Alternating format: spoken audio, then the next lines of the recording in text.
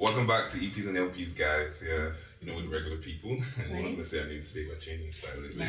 Okay. But the way we do is our culture to let our guests introduce themselves. So please, the floor is yours. My name is Keziah Mallam. Should I say what I do? You can, if you want to. Yeah. Okay, my name is Keziah Mallam. I'm an artist, producer, singer-songwriter, guitarist a bit. I forgot the other stuff I do. I'm a vocal arranger, record producer. Wow. Vocal producer. Okay, I think the question is, what do you not do? As in actually, I was like, whoa. No, you don't have to answer that. I can't dance. I'll put it out there. Oh, I can't dance. I'm a terrible dancer. I mean, there had to be something. You couldn't just be perfect. I hear that. I settled. I was like, good. I know. Cool. You have to level it out. Oh yeah. So now that I think about it, because like your music is not the kind that requires so much energy when you're performing. So yeah, your dancing. Oh, actually, really yes, that would make sense. Yeah, yes. so it's fair. I mean, don't get me wrong. Like, I may drop a jam that may, but the bottom line here is I can't dance. Okay. So let that just be known. So, Alright, just put that out. Yeah. So Keziah, right? Keziah Mallam. So I want to know, is that your government or did you just, that's your government? Yeah, that's my real name. Okay, alright, that's nice. That's good. That's my real name. It's very good. Yeah. And in terms of like, music in your early life, growing up, what was that like? Was there music? Yeah, a lot of like 2000s gospel, R&B, like heavy R&B. Okay. My child was just heavy R&B, I think, but just to love that 2000s gospel because that was obviously heavy R&B in some ways, and so just hearing like the harmonies and the way that they structure things definitely influenced how I create now. So Right. So with music in your childhood, so is it like Saturday morning, you're in the house, there's just chore time, and like everyone's cleaning or doing something, and there's music in the background and just going? Well, yeah, I mean, yes and no, because a lot of the music I remember hearing was in the car when I was playing like maybe Christian gospel songs. Christian gospel songs, so like gospel music, and you hear all of that. And then at home, it was more about what I was discovering myself. So I used to like probably just search. I used to seek out music. There were certain songs that appealed to me. And because I knew that those type of songs appealed to me, I'll try and find more songs that made me feel like that. Exactly. Like I think a good example is even though this is probably much later, but like Talk About Our Love by Brandy and Kanye West. Oh, okay. I think that's a genius song. In so many ways. Not just because of Brandy's vocal arrangement, but like just the feeling it gives, the key that it's on. There's just so many different things that make up that feeling that it gives you. So that's why just seeking out songs that give that feeling has kind of brought me to where I am now.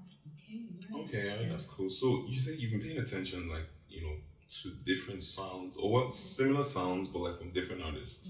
Like at what point did you start paying attention to, because I noticed according to your Spotify profile, it was around like 2020 you decided to fully go into music, but was it before that you started paying attention to these different sounds and decided to infuse it into? Yeah, I mean I've always kind of created on some level. Okay. Not as intentionally, or not with the intention of releasing. Before then I was doing features here and there with different gospel songs actually. Okay. I was doing features on a couple gospel songs with different people. Like my friend Yuki, he's one of the first people to put me on the track.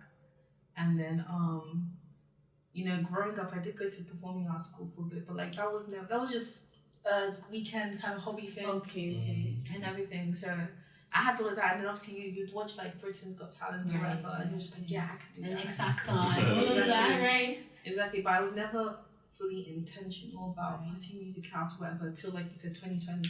And then, before then, it was really, like that period before then was really just me finding my feet. And I would say I still didn't find my feet, like musically, until, it just took some time. It was when I moved here in 2021 that I think things started becoming clearer because I started producing my own music. But I won't go into that. Right, okay. But here being Lagos, right? So from that point where you made that decision to think, okay, maybe there's something here, after taking that time to find your feet, find yourself, At what point did you think you would really actually do some? At that point that you did make that decision, did you have support from friends and family? Yeah, I mean, everyone's always known that I sing, that I do music. That's been the one thing that I've always like. I don't think there's ever been a time in my life that wasn't attributed to me, even if it wasn't music, performing. I used to act a lot when I was little. Oh, interesting. A lot. So they knew that was always there. Exactly. Okay. And then my older sister is musically inclined as well, and she used to act as well. And my youngest sister, she's a singer, songwriter, dancer, guitarist. Wow. She's amazing. You know, my siblings, my sisters are like that, except for my immediate younger sister who's more into like interior design. Oh, right. So yeah, I think creativity has always just in the been family. there. Yeah, on some level. I don't think my parents could sing though, but like Maybe they're creatives in like other ways. Maybe they were. Probably. Right. So at this 2020 that you decided to do music, was there any proper, what really inspired you to do it? Is it because people were telling you that, okay, wow, you're actually really good at this, and you thought about it, okay, yes, I can actually really do this, or was there something else that really inspired it for you? I don't think I needed anyone to tell me, because I mean, I'm going to say this as it is, like, God already sent me to do this thing. For me, it wasn't a conscious decision as much at a point. I just couldn't not do it. So no matter how much I try not to do it, I will still have those ideas. Even from how I create now, I don't actively sit down to think to create. It's already in me. And that's just how it's always been. So I didn't need the encouragement was great. I didn't need them to tell me whatever. I think I got to a point of discomfort because I was trying not to do it. Right. And yeah, it became clear. I remember not too long before I moved here, and let's say 2019, I had graduated from my undergrad and everything, and I'd spent like a month in Niger, I think a couple of weeks in Lagos, a couple of weeks in AJ, and just before I moved back, I started like playing my guitar and just trying to put like little videos of my IG. Right. And I've been going with the intention of like being known, but from there, that's when it started becoming clearer that way. This is kind of where I should gravitate. I just wasn't 100% sure, and then God obviously solidified that for me at a point, and then from that moment on, it's literally just been what next. So yeah. Okay. All right, so let's talk about your music. At what point did you write your ever first song? Like you completed it? So remember I started high school in Abuja. Okay. So I'll just give a quick summary. I moved to Abuja in 2010. Both my parents died by different times. No, it's okay. So when my mom died, me and my younger sisters, my mom died after my dad. When my mom died, me and my younger sisters moved back to Nigeria in 2010. And bear in mind, like I said, I'd grown up around music. Everyone knew that I was, in that line, but I'd never written a song. Okay. And I moved back to Nigeria. I remember, like I said, I used to be performing arts school before I moved to Nigeria. My immediate younger sister got put into the same performing arts school, and I was a little bit aggy about it. I was like, why did you try to here? Exactly. And she could do everything. Even like up to now, she can dance. Oh wow. Exactly. Okay, the one thing like she had to be perfect. So I was like, because she could write songs. So I remember I moved back to Nigeria 2010. Obviously, my mom had just died and everything, so I wasn't watching TV. I wasn't socializing with people like that. I was even in the house I was in, my auntie's house. I was always in the room. But I had like this little Starfish MP3 player that my mom got for me like years ago. And on that MP3 player, I could record.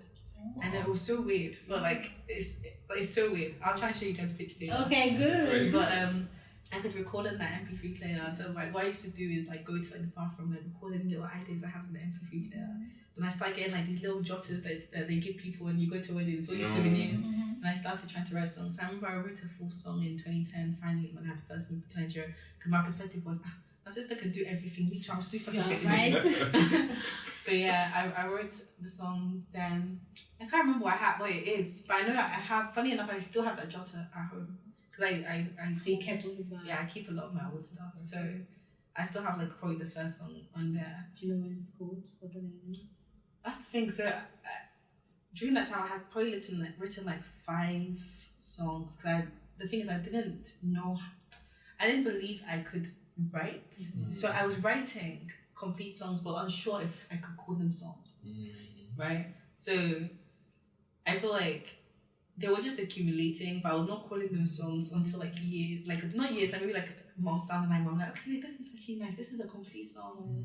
And so like, yeah, I don't remember the name specifically. I remember maybe how they felt, the perspective I was coming from, because I was writing about like my mom on some level, but then at the same time I was writing about like people I like or whatever. So yeah, it was just I was like 14, so it was just, yeah. That's such a cute story, and I You think didn't exactly release the song? No, oh my gosh, no. Yeah. I mean, I made me do them because those songs are beautiful. The thing is, I feel like even when I didn't know, I was always writing beautiful songs, not because I'm this amazing writer or whatever, but you are. Yeah. Let's talk about it. Yeah, let's actually. You are. Thank you. Yeah. Right. Thank you so much. But it was more like I said, the sounds I grew up listening to, so I was trying to recreate a feeling. Okay. So, yes, I was writing lyrics, but I wasn't writing lyrics, I was writing melodies because of how I was trying to, articulate. Those gospel. Exactly. You hear them in all of that, So, that was that's to answer the question. You did, I think you did. Yeah, That was really good. Yeah. And I mean, from that song onwards, then to now, in terms of like your sound, your current sound, would you say that you've found it? Would you have a name for it yet? I mean, everyone knows my music is called audio therapy, and that's why I refer to myself as the audio therapist, because that's fundamentally what I'm doing. This is music to set your mind at ease, but this is music to create that feeling of therapy on some level, and I do it through my harmonies, through my layering, through the vocal part of it. That's where the therapeutic part comes in. Yeah. So it doesn't matter. It's so funny because I was saying the exact same thing to OBC today. I was saying it doesn't matter what I'm producing, you're still going to get that therapeutic side of it because of the layering and the harmonies. And so to answer your question about would I say have I found my sound, I would say I'm positioned right, because I'm positioned right to seek out depth in that sound, if that makes sense. Right. Because before I was kind of all over the place, but now I know that this is where my strength is. So the aim here is to refine that thing as opposed to changing it, or as opposed to looking around. I no longer have to shop around. All I have to do now is refine that thing. And so on some level I have found my sound, but this is not the height of it. I haven't even started yet. I hear it. Like I haven't even touched it yet, because even I'm still trying. The truth is I will never be able to comprehend what God has put in me. But one thing I know is that I haven't even touched it yet. Do you know what I'm saying? Because there's still a level of my mind in the creation. I need to get to a point where it's flowing without my mind in it. Yeah. And I think you do hit that goal, and very much actually. I think you hit that target of setting out with what you want your music to do for people. Because I think to me in my mind, your music, it gives long summer drives, where I'm just in the car, convertible. I've never driven a convertible in my life. Convertible, and it's sunny, and your hair is blurry, and your hands are out. So that feeling, you do hit that target. But in terms of then the description for your sound, although Afrotherapy, audio therapy. So that's where I was going to ask. Does it have is it Afro based? Does it come from that? Or is it something that it stands on its own essentially? Because and that question is based off of us being Nigerians, Africans. Did you pull from that in some way? So that's the thing about audio therapy. It's not one genre. Right. And if you listen to all the songs, if you do get the time, if you listen to the songs I dropped last year, there's not one song that's really the same. They come from different genres and different angles. There's a funk song that I dropped in December, but then there's a raga song that I dropped like earlier in the year, and then Falling Through, which is the first one, is like contemporary. There's not one, definitive. Exactly. Audio therapy again is more about the feeling. It's a brand in a way. It's about the feeling. Sometimes an Afro beat will articulate that. Other times a funk beat will articulate that. And so I don't put audio therapy in a box because anyone can relate to it. Yes, I would love, and I want Nigerians to connect to it because this is home. This is me, right? right? And in many ways, even though I'm not consistently making Afro-infused type of songs, the reason why I'm able to articulate how I feel on this level is because of me being Nigerian and me having that confidence and that understanding where I come from. And I've said to people before, I can't create what I create now if I don't know where I'm coming from. Right. This is like exactly this is years of me spending time in Kaduna at my grandma's house by myself on holidays. This is years of me sitting in the room with my little MP3 player or going for church rehearsals or playing, jamming with my guys or finding myself in sessions around, in Lagos and ABJ that I don't expect myself to find myself, expect to find myself in. So I pull from home. And my experiences at home, but it just may not always sound like, Right. Okay, alright. So you mentioned about like some songs you released last year, and there's something what we noticed actually, similarity in the cover art from the songs from last year. What's the reason behind that? Are they parts of like an album that's coming up, or there's some other reason? No, I say, the funny thing, when I first did the first one, there was never really an intention of continuing in that way. I'll tell you the truth, I just didn't want to show my face the first time. Exactly, because I had dropped a couple of songs before I moved here. Over and over, and forgot the other one, Zonai and Zoo. And I had my face on them. Yeah, and I was like, I'm tired of like now I'm focused on the music for real. I don't care so much about. And so the first cover, my friends, Happy Boy, the ABJ based guys, they designed that, and then after that I started making all of them by myself, and it was just me taking silhouettes that depicted how the song or the message of the song on some level. I agree. Exactly. Then I'll Google, what color represents hope? What color represents this? And then I'll now kind of put those things together.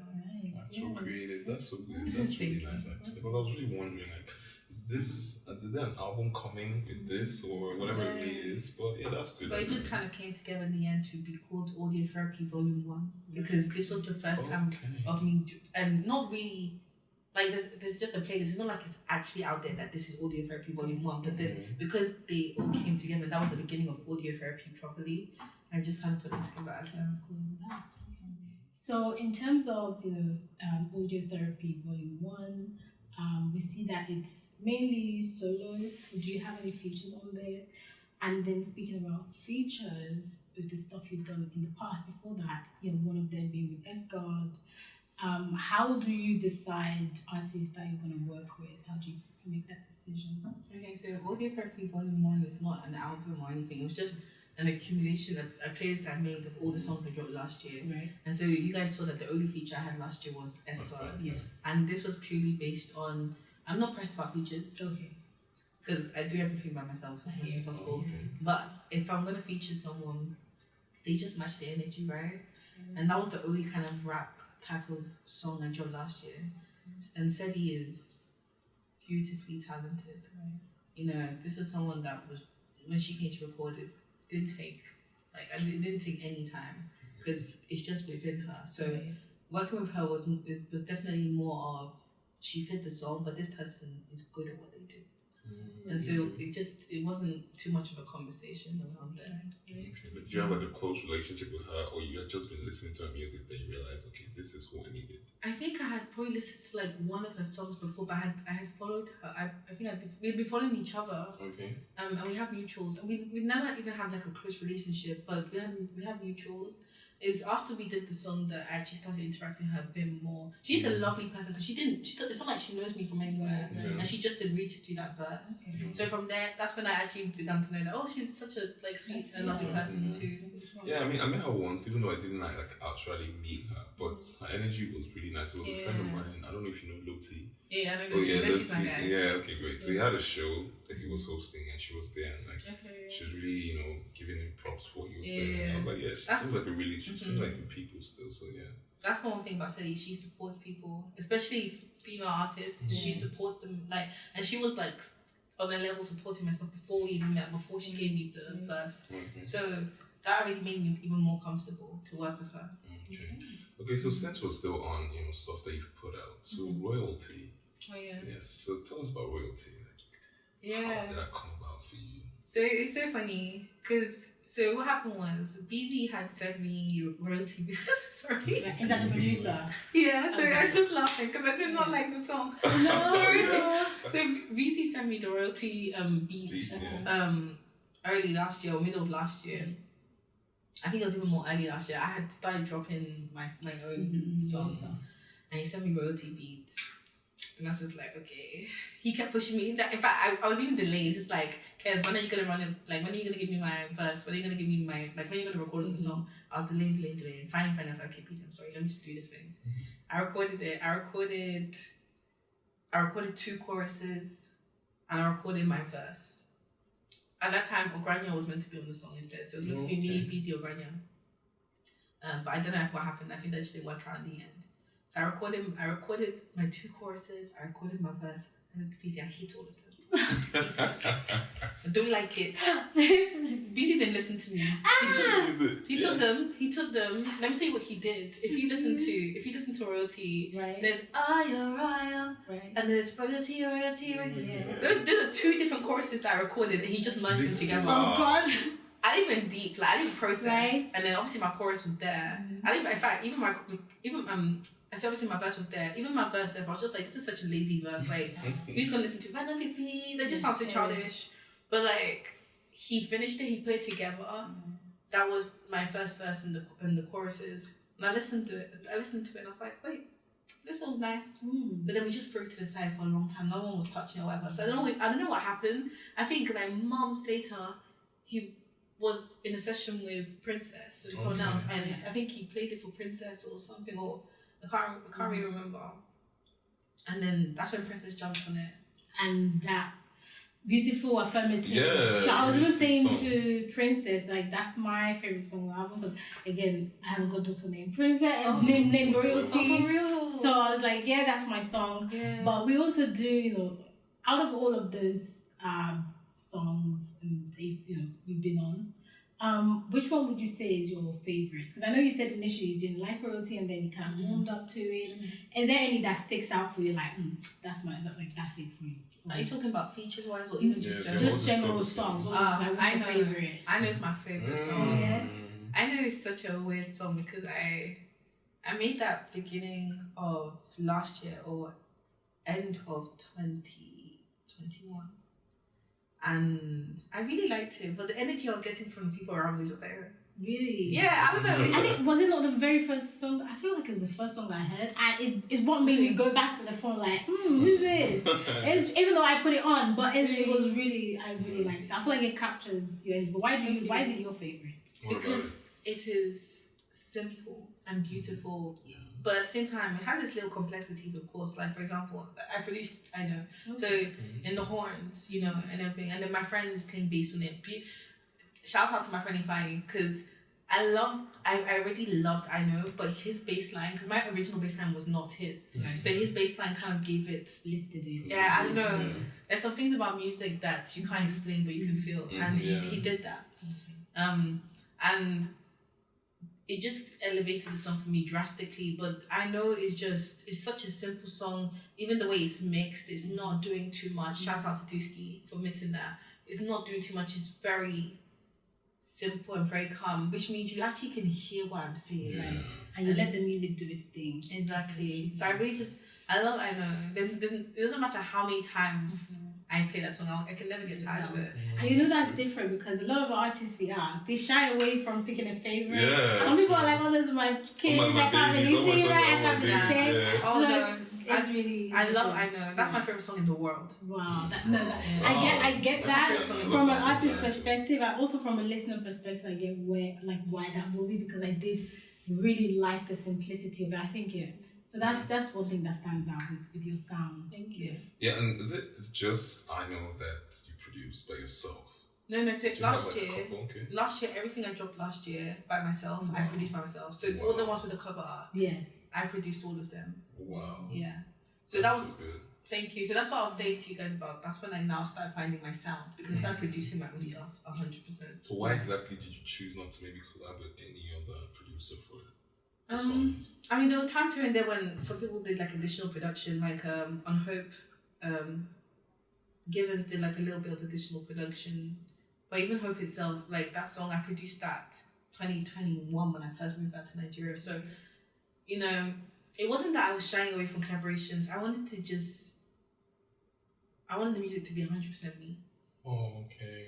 And because what that allowed me to do was express myself in its entirety. Like there was no question of this. Like, it was just 100% me. And I never, you know, for a split second during that run of, you know, dropping self-produced things, never for a split second thought to myself, nah, I don't like. No, because I decided every single element that went into that song. And even if there was a collaboration, I got to say no and I got to say yes. So it helped a lot. So does that mean that most of the things you're going to be putting out is going to be like solo produced by you? No, this year I'm tired. Even though I've done, maybe when this is over, I'll play you guys something that I produced when I was in London. Okay. Like just this trip that I went on. But when it comes to self-production, I just do that for vibes now. I will do that. I will definitely release stuff that I produce, of course. Yeah. But like now I want to bring out, okay, so remember I spoke to you guys about what audio therapy really is and the core of it, which is the layering and the vocals and how it makes you feel. So now I'm giving audio therapy, I'm giving that thing an opportunity to thrive outside of me. And so I'm collaborating with other producers. So a producer specifically that I'm trying to work on the project with is UC. I don't know if you know UC. Oh, we just had him like 2 weeks ago. We just had UC on. UC's my family. Perfect. That's crazy. I can't wait to see what you guys do. I can't. We can't wait to just to see what you guys put together. So we possibly should be expecting something from this year, maybe. Yeah. Hopefully. Because I think I've seen a tweet. He tweeted about you or something once. I know I've seen you. Me and UC are like this. Because I know I've seen. That's one of my favorite people in the world. He knows. UC is the reason. UC is one of the major reasons why I'm confident in my production, because I don't know if you guys know Problem No They Finish. Yeah. So he mixed Problem No They Finish, and he mixed Problem No They Finish for free. That was one of the first times. That's like during the early times of me interacting with him. And I had shown some people Problem No They Finish and had produced it, and it was just a demo. And the reactions as well were kind of like, not really bad, but just, it didn't ginger me to really want to put it out. And I showed UC was like, what? And then that's when my mind opened. I was like, wait, I'm a producer. Right. And then he made me understand that, Kez, you're not a producer, you're a record producer. Like, you're not a beat maker. Because do you see what you've done? And that's when I now started seeing myself and now UC's a genius. He's a genius. I can't wait to see what you guys put together, to hear what you guys create. Honestly, I can't wait. But in terms of outside of production and your collaborator producers and all of that, in terms of artists that you would like to work with, are there any that you have your sights on that you'd like to be on track? I mean, I don't really I would like to. I don't really put my foot down, but I want to work with that. This is the honest truth, guys. It doesn't really cross my mind as much to say I want to work with that. I want to work with that person. It's more of a thing of whoever I encounter and the way if it clicks, it clicks. I just collaborated with an amazing rapper recently, GJ, the Caesar, an amazing rapper, and that was never planned or whatever. He's an amazing rapper, and I love the fact that it was not rigid. It was not I must work with this person. I was like, it was just really, and so that's what I want for future collaborations. If it happens, it happens. Okay, there's so many talented people in the world. Yeah, exactly. That can merge with your therapeutic vibe, the energy you're gonna give. So yeah, I believe there's a couple of artists. But well, speaking of future, let's talk about what you have in store for us 2023. Like what are you currently working on?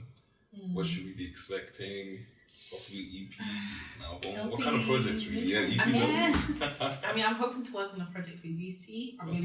We have one song, so that's definitely mine. But I think this year I think I'm just gonna be a bit more out there. I'm